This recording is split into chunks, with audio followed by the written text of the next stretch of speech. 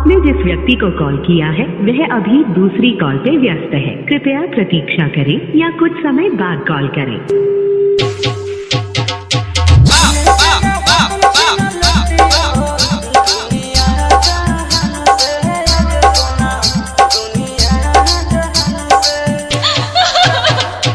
एक लाइन और लाइन करेजा के पार हो जाएगी।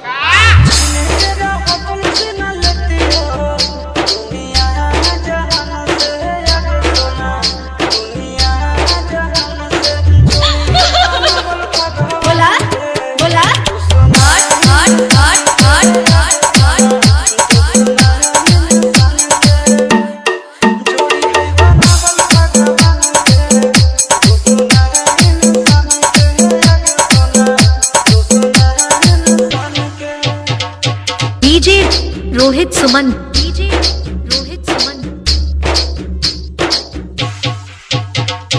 जमुई जमुई।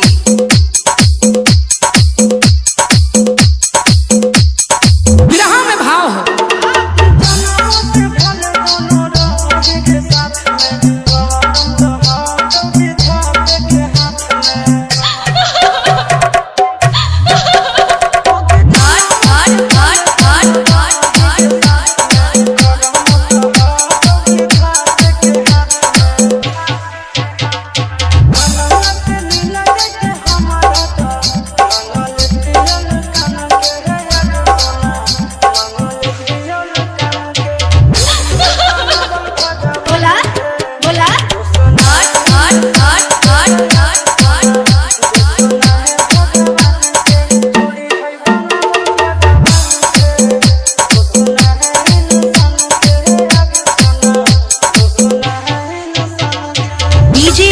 रोहित सुमन, डीजे रोहित सुमन,